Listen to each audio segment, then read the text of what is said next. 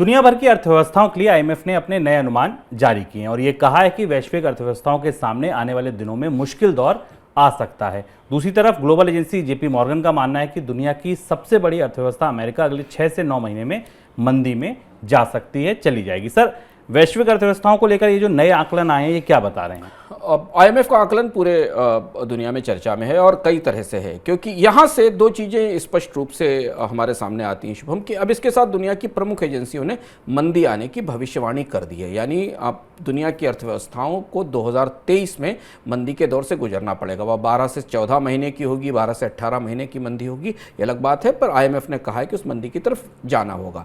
और यहाँ इसके साथ आईएमएफ ने यह भी कहा है कि अभी वर्ष नहीं आया है, यानी अभी हम मंदी की तरफ जा रहे हैं, स्थितियाँ आने वाले समय में और जटिल होंगी। अमेरिका की अर्थव्यवस्था के मामले में अमेरिका में जो बात लगातार कही जा रही है, आईएमएफ ने उसे और ज़्यादा पुष्ट किया है कि अमेरिका में महंगाई जिद्दी है, उसे कम करने में होने में समय लगेगा और इसलिए अमेरिका में लंबे समय तक ब्याज दरें बढ़ती रहेंगी, जिसका प्रकारांतर से प्रभाव पूरी दुनिया की अर्थव्यवस्थाओं पर पड़ेगा।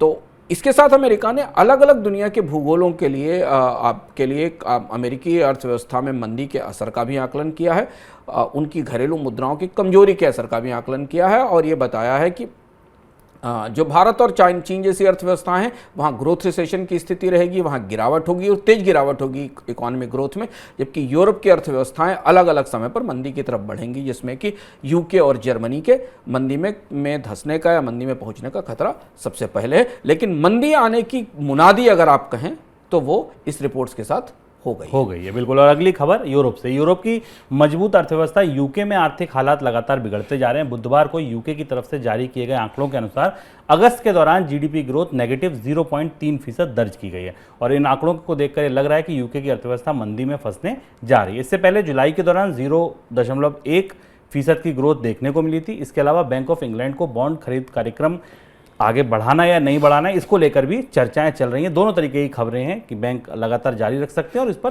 विराम भी लगा सकते हैं। डॉलर के मुकाबले पाउंड में आई भारी गिरावट बड़ी वजह है, जिसकी वजह से यूरोप में संकट है, यूके में संकट है। महंगाई 40 वर्षों के सबसे ऊपरी स्तर पर है और अब ग्रोथ भी नेगेटिव जोन में चलेगी। सर, जब से नई सरकार आई है यूके के हालात दिन पर दिन बिगड़ते जा रहे हैं, ऐसा क्यों हो रहा है?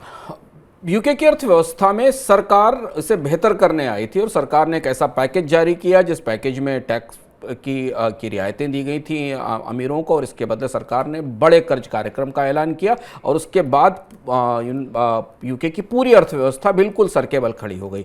पाउंड में हमने रिकॉर्ड गिरावट देखी। बैंक ऑफ इंग्लैंड अब इस समय दुनिया में सबसे ज़्यादा दुविधा में फंसा हुआ बैंक है। बैंक ऑफ इंग्लैंड ने यूके की सरकार आने से पहले तक ये प्रक्रिया शुरू की थी शुभम, कि वो ब्याज दरों में बढ़ोतरी कर रहा था। ब्याज दरों में बढ़ोतरी इसलिए कर रहा था क्योंकि पूरे यूरोप में और ब्रिटेन में महंगाई रिकॉर्ड स्तर पर थी, लोगों की कॉस्ट ऑफ लिविंग बढ़ रही थी, महंगाई को नियंत्रित करने की कोशिश शुरू की थी। इस बीच आ गई नई सरकार लिज ट्रस की और उनके वित्त मंत्री कवासी क्वार्टेंग ने, उन्होंने सरकार के कर्ज कार्यक्रम को बढ़ाने की घोषणा कर दी। उन्होंने कहा कि इस मंदी में और इस महंगाई के दौरान ब्रिटेन की सरकार और ज्यादा कर्ज लेगी क्योंकि वो टैक्स में रियायत देने जा रही है और इसने पूरा का पूरा बॉन्ड बाजार तितर बितर कर दिया। अब इस समय आज की परिस्थिति यह है कि यूके में पिछले 48 घंटों में बॉन्ड के इन्वेस्टर समझ नहीं पा रहे हैं कि वो किस दिशा में जाएंगे। बिल्कुल। बॉन्ड यील्ड्स यानी बॉन्ड्स पर ब्याज दरें बढ़ रही हैं। वो बैंक ऑफ इंग्लैंड जो ब्याज दरें बढ़ाकर बाजार में पूंजी सिकोड़ रहा था, वो महंगाई बढ़ाने के लिए की आग में और ज़्यादा घी डालने लगा। उसने बॉन्ड बाइंग कार्यक्रम शुरू किया। बाजार में यील्ड्स इतनी बढ़ी कि उसे बाजार में ज़्यादा पूंजी छोड़नी पड़ रही है। हालांकि थोड़ी सी पाउंड में डॉलर के मुकाबले हमें सुधार दिखा है एक दिन के भीतर, लेकिन ये माना जा रहा है कि जितना डैमेज लिज ट्रस और कवासी क्वार्टेंग के इस मिनी बजट ने कर दिया है, उसका जो असर बॉन्ड बाजार पर गया है वो लंबे समय तक रहेगा। और बैंक ऑफ इंग्लैंड शायद इस समय दुनिया के सबसे मुश्किल में फंसे हुए केंद्रीय बैंकों में, जिसे जो निपट रहा था महंगाई से और उसे बढ़ाना पड़ गया महंगाई को, यानी वो जिस रोग का इलाज कर रहा था उसी को रोग बढ़ाने का कुपथ्य वो देना पड़ रहा है। और यूके के बॉन्ड मार्केट में जो क्राइसिस बनती दिख रही है, जो अभी उलझन बनती दिख रही है, इसका असर में यूरोप की बाकी अर्थव्यवस्थाओं पर भी दिखाई देगा, क्योंकि यूरोप की अर्थव्यवस्थाओं में इंटर कंट्री इन्वेस्टमेंट बॉन्ड्स में काफ़ी ज़्यादा होते हैं और यूके का बॉन्ड मार्केट इस समय पूरी दुनिया की